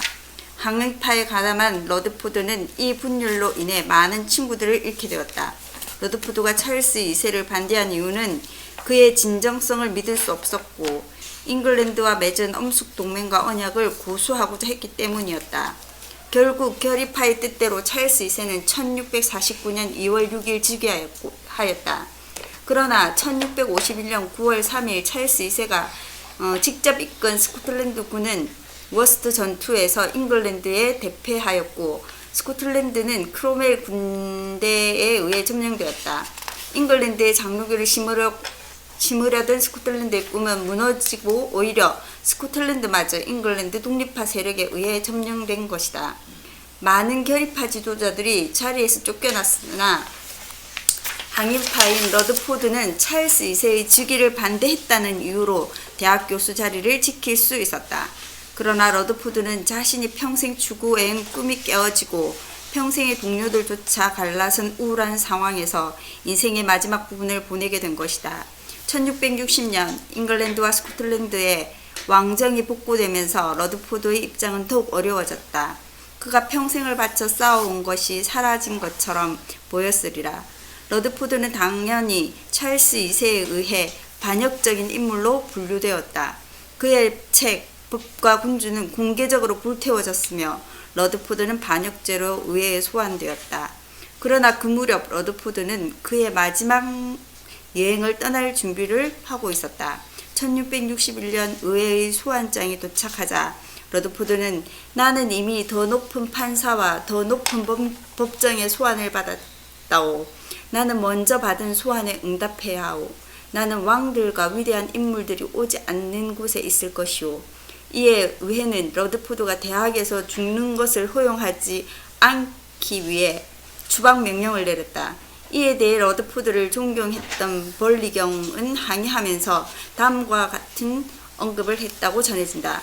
여러분은 정직한 이를 칼리지로부터 추방한다고 표결했으나 그를 천국에서 추방하는 표결을 할 수 없을 것이오. 러드포드는 1661년 3월 30일 세인트 메리 칼리지에서 평화롭게 하나님 곁으로 갔다.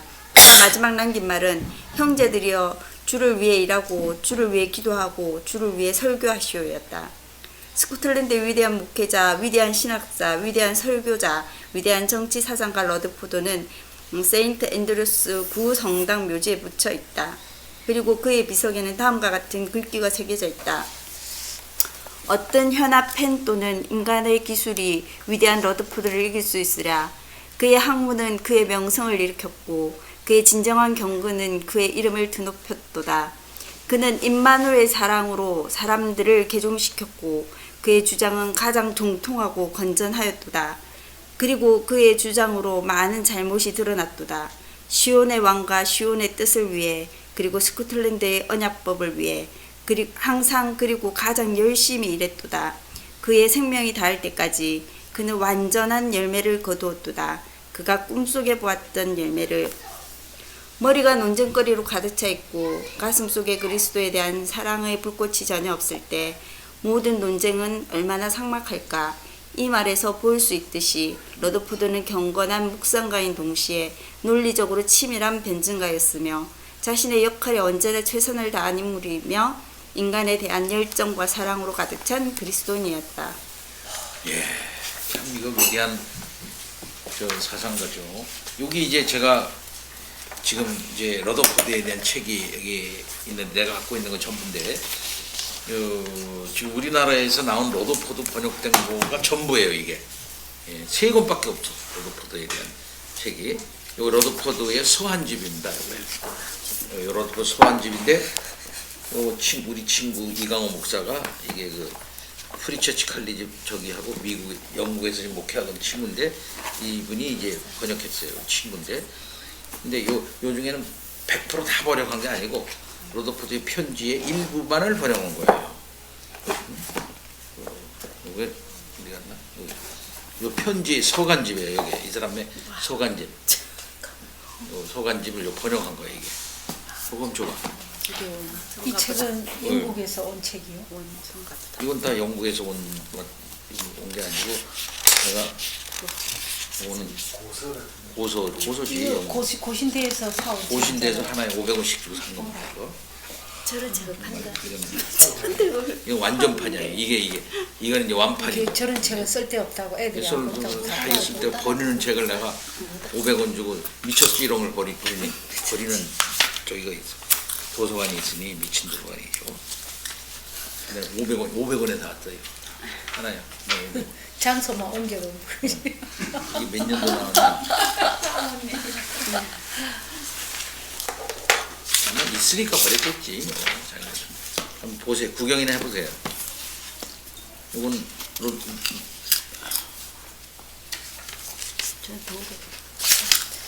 이것도 그 사람의 흔적이 전달되는. 이게 이제 세월의 흔적이 묻어 있으니까 몇 년도 나왔느냐. 여기 번역이 나와. 이거는 1855년. 1855년에 나온 책이야, 이 책이. 요 책 자체가 1855년에 나온 책이야. 여기.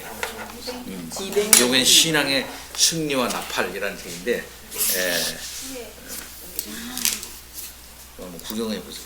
이건 1855년, 실제로 1855년에 인쇄돼가지고 나온 책이야. 지금으로부터 오래된 책이죠.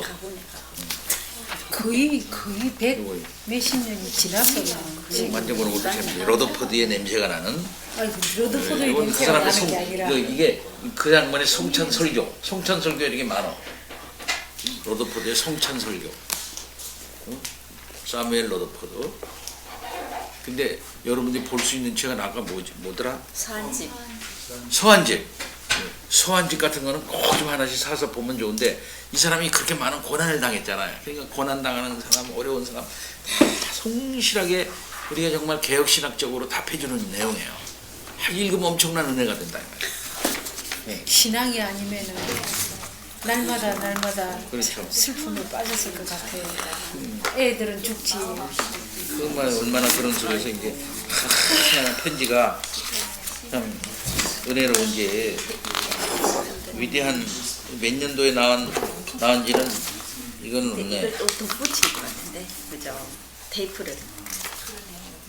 냄새가 팍 나. 냄새가 나지. 이게 벌써 이게 딱 오래된 책 보니까 냄새. 나는 이 냄새를 좋아하는데. 옛날 책? 재용이가 이제 공부를 열심히 해서 번역가가 돼가지고 아이들 번역이 안 돼서 안타깝다는 책들을 냄새만 맡아도 이게 옛날 집에도 사람들 먼지들.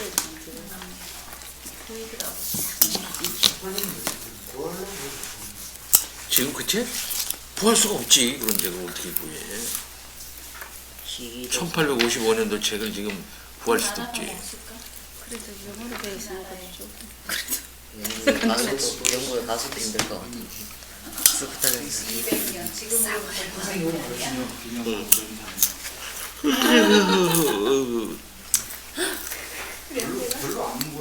그렇게 냄새 맡으면은 괜찮은데? 안 돼. 아, 이 책이 더 냄새가 납니다. 오래된 책들 냄새 맡는 이 게 책이 약간 곰팡내하고 위생적으로 좋죠. 위생적으로 안 좋아. 이 책이 더 냄새가 나죠. 1800년도 냄새. 지금은 이 책이 더 또 냄새가 나요. 이게 또 얼마나 많은 사람들의 손을 아니, 이게 더 나요. 이게 더 나요. 1850년도면 55년이면 몇 년 됐냐? 맞죠? 약간 곰팡내하고 150 년? 먼지 냄새하고 섞이죠. 160년대. 그러니까 1850 몇 년도면 우리나라 임금은 어느 나라 임금이지? 맞아. 그래야지. 햇볕에. 에이. 아 고종? 고종 때인가? 고종 1855년이면 고종 때인가? 아니, 총종.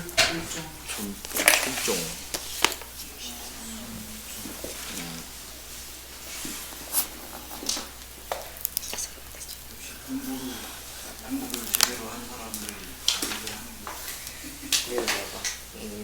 이거는 사무엘 루터포드라.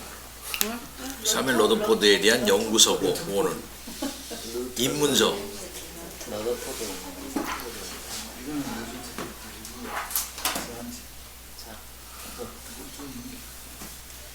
만일 크리스찬 다이제스트사 저 책을 좀 여러분 사기를 원한다면은 반값에 살 수 있게끔 제가 할 수 있어요. 예, 하면은 구입을 하게 되면 반값. 성한집이나 뭐 이렇게 원하신다면 지금 교회의 전망에 대해 낙심들. 요거는 교회의 전망에 대해 낙심들. 벌써 이 고소 냄새가 나죠? 그냥 그 내용 자체가 너무 제일 첫 장은 1번은 받아들이고 한 여성 그리스도인에게 컴플리트 딸이 죽었을 에디션이니까 완전판이네. 그거 읽으면서 읽고 한 장 읽고 그 다음 못 넘어가겠는 거예요. 병들고 영적인 침체 상태에 있을 때 그러니까 그 주변에 이제 있는 분들한테 해서 이렇게 서신을 보내는.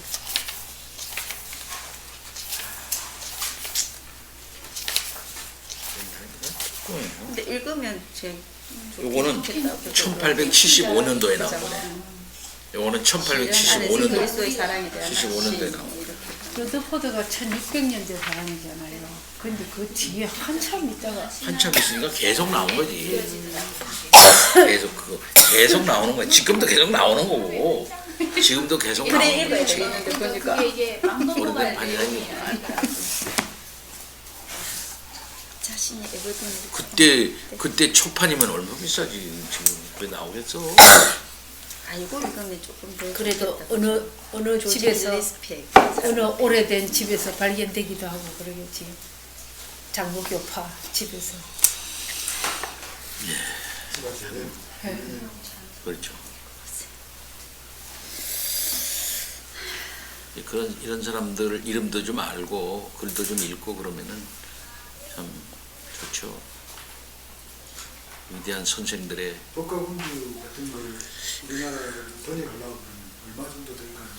그건 그렇게 두꺼운 책은 아니에요. 그래서 제가 보기엔 뭐 전문가가 해야 되고 그거는 하면 뭐 기껏해야 뭐 2, 3개월이면 아니 한 6개월이면 나오죠. 번역하면. 근데 너무 말르면. 너무 그거 요즘 그게 안 되고 세물결도 요즘에 적자라고 계속 얘기를 하고. 제가 한권 번역하는데 번역비하고 출판비하고 그렇게 들잖아요. 그렇죠. 꽤 많이 들죠. 인쇄 우리가 이번에 2월 달에 내는 2월 거의 지금 다 끝마쳤는데 2월 달에 내는 웨스트민스터 표준문서 전판 법령까지 다 들어있고 이렇게 하고 여기 토마스 베일리의 일기도 조금 들어있고 하는 그런 판을 이번에 완전판으로 하나 내는데 그 돈이 지금 어느 정도까지 들었냐면은 번역비 300만 원. 정성호 목사가 완전 번역했거든요. 그래도 우리가 또 참여해서 수정하고 그래가지고 번역비를 300만 원 주고 그다음에는 그다음에 이제 뭐냐면은 교열비가 있어. 교열비. 교열해야 되거든. 교열해서 고치 한국말이 잘 되면 잘 되게 하는 거. 그 교열비를 지금 100만 원 저기 했는데 목사들 나나 이런 데 교육하는 사람들 난 안 받겠다. 우리는 안 받겠다. 그래서 우리는 안 받아서 50만 원 반납했고 전문가한테 또 교육을 했어요. 전문 교육을 하는 사람이 있어서 그 사람한테 50만 원 줬어요. 그러니까 350만 원 들었잖아. 그 다음에 편집비가 있어. 편집비. 이걸 책 하나면 편집을 해야 될 거 아니야. 자 이쁘게 맨날 편집비가 한 150만 원 정도 들었어요. 편집비를 줘야 돼. 다 이게 그 다음에는 인쇄비가 들어가야 되잖아. 인쇄비를 우리가 어느 정도로 예상하고 있냐면 한 450만 원 정도 예상하고 있어요. 한 권에 미니멈 그 권수가 있어요. 권수를 지금 우리가 1000부 찍으려고 돼. 1000부 찍나 500부 찍나 큰 차이 20만 원 차이밖에 안 나. 예, 차이가 안 나. 이게 1000부를 찍자고 그래가지고 1000부를 찍어서 그 정도. 근데 하드카바로 찍을 거예요. 하드카바니까 450만 원. 그렇게 하면은 1000만 원이 채 안 들어요. 조금 안 들어. 1000만 원이 조금 안 드는 차원에서 이게 그 좋은 책 하나 하드카바가 하나 나오는 거죠. 어떤 출판사에 그 독지가들이 이런 데 대한 관심 있는 독지가들이 여유가 있으면 그렇게 1,000만 원을 내고 해주세요. 그렇게 하는 거예요. 좀 번역 좀 해주시죠. 그렇죠. 그렇게 해도 하죠. 지금 그렇게 하는 대표적인 책이 어떤 거냐면은 저 부흥과 개혁사에서 나오는 청교도 대작 시리즈라는 게 있어. 청교도 대작 시리즈. 거기 보면은 이제 뭐 이런저런 사람 대작이 청교도들이 쓴 책 중에서 두꺼운 책들이잖아요. 두꺼운 책은 일반 출판사 내려면 어렵잖아. 그래서 돈도 들고. 그러니까 부흥과 개혁사 그 목사님이 이런저런 소문 내가지고 또 이렇게 해야 됩니다. 이렇게 해가지고 어떤 돈 조금 있는 의사 부부가 돈이 게 많지는 않대 그분이 의사 부부가 헌신을 했어요. 의사 부부가 그래야지 자기가 돈 버는 건 무조건 그 책 내는데 시사를 하는 거야. 그 책 내는. 그래서 아까 얘기한 것처럼 번역비, 그 다음에는 편집비, 그 다음에는 그 대신 편집비 같은 거는 이 부흥과 개혁사에 편집진이 다 있을 거 아니야. 그러니까 큰 돈은 안 들게 하면서 그 대신 또 인쇄비는 줘야 되잖아요. 그런 거 해가지고 지금 내고 있어요. 그리고 6권인가 청교도 대작 시리즈가 이만한 것들이 6권인가 이미 나와 있어요. 이미. 예. 그렇게 이제 내면은 그 사람이 돈을 내면 그 출판사, 전문 출판사에서 그 뜻을 받아들여가지고서 거의 실비로 자기는 큰 돈 안 하고 이렇게 해가지고 내죠. 지금.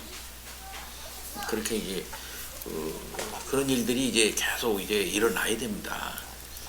계속 일어나야 돼. 그 다음에는 이제 또 어떤 출판이라면 전에도 우리가 그렇게 했지만은 새물결 출판사에서 하는 것처럼 어떤 좋은 책을 우리가 내고 싶습니다. 예, 근데 이게 좀 미리 좀 이게 좀 주문을 해 주십시오. 미리 주문을 하게 해. 예? 미리 주문을 하게. 그럼 미리 주문하면 막 600명 정도만 주입하면은 뭐 충분히 할 수가 있습니다 그러든지 뭐 200명만 주문하면 충분히 할 수 있습니다 뭐 이렇게 해가지고 내면은 그 숫자가 딱 채워지면은 그 가동하는 거예요. 예. 그 몇 건 그렇게 했는데 되게 성공했어요. 아주 성공했어요. 예. 그걸로 그러니까는 초판을 보통 1000부 많이 찍으면 2000부 찍거든요. 근데 그거 나가면 괜찮은 거예요. 근데 기초 저희가 몇 부냐면은 700 몇 부만 나가면은 저희가 됩니다. 회수가 돼요. 회수가 돼요. 그래서 1000부 다 나가면은요 이거 뭐 조금 남아요. 어느 정도.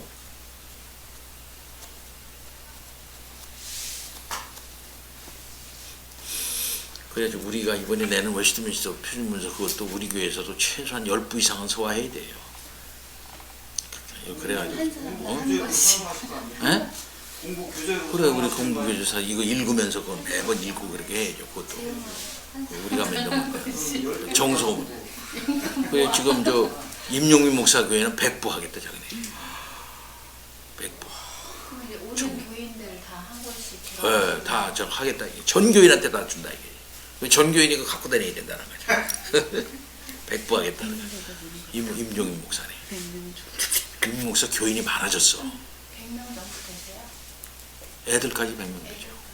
애들까지 다. 그렇게 이제 할 겁니다. 그러니까는 그 좋은 책들이 있으면 번역하면은 되긴 되는데 우리 친구가 이제 박명곤이 엊그제 대하고 이제 연말 인사를 해서 전화를 했는데 좋은 책을 만들어도 안 나간다 이거야. 그 대표적인 책이 무슨 책이냐면은 이 칼빈 주석이에요. 칼빈 주석이 우리나라에는 한글말로 번역되는데 그건 우리 저기 했는데 뭐냐면 당시 대학원생들을 너 여기까지 요만큼 너 여기까지 요만큼 이게 다 이렇게 해가지고 짜집기 해가지고서 번역한 거예요. 그러니까 번역이 엉망이에요. 칼빈 주석이 이게 도대체 못 쓴다 이렇게 된 주석인데 그래도 지금 그거 가지고 하고 있거든요. 그걸 다 그만두고 새롭게 번역하자 이래가지고서는 이 박명곤 그 크리스천데스 사장이 라틴어에서 번역을 하고 있다고요. 라틴어에서. 왜냐면 영어 번역을 하려니까 영어도 중역 아니야. 그럼 중역이니까 이것도 보니까 영어 원판을 보니까 이걸 엉망으로 번역되어 있는 거야. 영어 자체가 엉망이야. 이게. 그래가지고서 안 된다 해가지고서는 영어는 빼버리고 라틴어 원문에서 번역하자. 이렇게 해가지고 원문 번역을 지금 하고 있는데 이게 책이 나가야지. 책이 안 나가니까 지금 거의 중단 상태에 있어요. 그래서 지금 참 그러던데 좋은 책이 나오면 좀 사줘야 되는데 사주지는 않고. 그러면 목사님처럼 다 돼요. 그러니까 이제 책을 그게 안 되는구나. 사면은. 그래서 내년에는 뭐 어떻게든지 노력을 해보겠다고 그러더라고요. 그다음에 피기우 지금 이제 그 소개하는 게 뭐냐면은 그 피기우 하고 있는 게 피기우스의 그 로마서를 지금 로마사 피기우스의 로마사라고 하는 책을 지금 번역하고 있어요. 한 6권짜리로 원래는 파는 4권인데 이만한 거 6권 정도 이렇게 1000페이지로 원래는 페이지가 1000페이지에 원본이 4권으로 된 거야. 그 엄청난 거죠. 그 옥타비아누스 까지 옥타비아누스까지 이제 그 시대의 고대 작품이거든요. 옥타비아누스까지. 그러니까 그 전에 고대 로마사를 쓴 대표적인 작품이 리비우스의 로마사라는 책이 있어요. 그러니까 헤로도투스, 투키디데스 이런 거와 버금가는 그런 어떤 고대사입니다. 로마사. 근데 지금 그게 우리나라에 소개가 안 됐는데 그게 원래는 이만한 거 4권짜리거든요.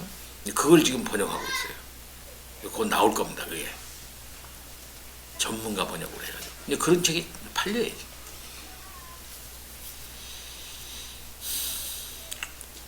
근데 뭐 그런 것보다도 아까 얘기한 그 법과 군주 뭐 이런 거나 번역하지 말이야. 그래서 제가 그랬어요. 제가 그 리즐리라고 하는 로버트 리즐리라고 하는 사람이 쓴 대요리문답 4권짜리로 된 대요리문답 강해가 있습니다. 4권짜리야. 이런 것들 그냥 4권짜리로 된 대요리문답 강해인데 이게 그냥 결정판으로 되어 있는 게 있어요. 이게 그 대요리문답 강해는 영국, 미국에서도 그렇게 많지 않거든요. 근데 이게 최고의 결정판이에요. 대요리문답 강해 니질리에. 근데 이거는 번역돼야 되거든요, 사실은. 그래서 내가 그 원판 그 메일을 갖고 있으니까 이거 줄 테니까 좀 번역을 좀 네가 그 출판사에서 좀 해보시오 하고 했더니 안 팔려 그러면서 못하겠다고 그러더라고. 네. 그런 거 되면 한국 교육에 굉장히 큰 유익을 주는 거죠.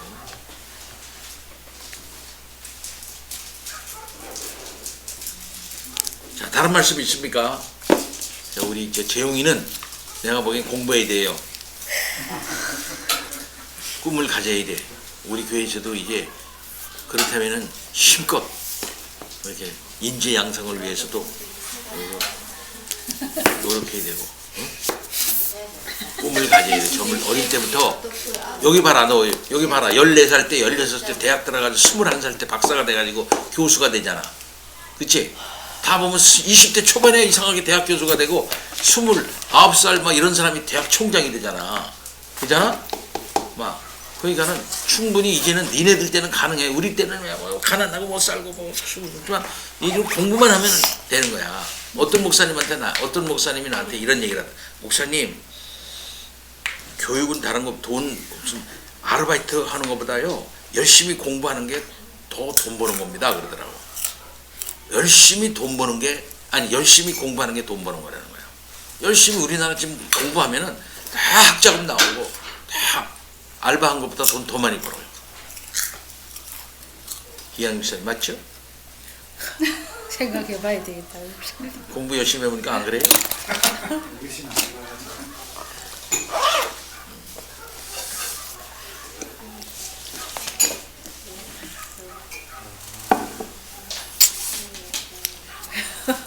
자꾸 같은 교회에서 좋아하는 사람끼리 결혼했으면 얼마나 좋을까 그 생각이 뜻을 잘 기도하고 마칩시다. 하나님 아버지 참 감사합니다. 우리를 사랑하여 주셔서 진리의 투사들을 주시고 그 위대한 삶을 통해서 불꽃 같은 삶을 통해서 우리들이 쫓아갈 수 있도록 하신 것 감사를 드립니다. 우리는 너무나 게을렀습니다. 아버지 하나님 더 열심히 더 투쟁적인 자세로 치열하게 하나님의 말씀 연구하고 또 그것을 실천해 내기 위해서 노력하고 또 그렇지 못한 것과의 고난 속에서의 투쟁을 통해서 이겨낼 수 있도록 인도하여 주옵시기를 원하옵고 기도하옵나이다. 우리의 갈 길은 분명합니다. 진리를 분명히 습득하고 그것을 드러내고 그 진리의 질서를 세우는 일입니다. 아버지 하나님 우리들에게 용기를 허락하여 주시고 능력을 허락하여 주시옵시기를 원합니다. 교회를 통하여 이 일이 잘 이루어지도록 인도해 주시고 하나님께 영광 돌리고 예배하고 뿐만 아니라 인재를 양성하고 하는 일을 잘할 수 있도록 아버지 역사하여 주옵소서. 새로운 날들이 시작됩니다. 2018년도가 시작됩니다. 2019년 17년도에 아버지 하나님 함께하여 주심 참 감사합니다. 새로운 마음을 가지고 2018년도를 살아갈 수 있는 온 성도들 되게 해 주옵소서.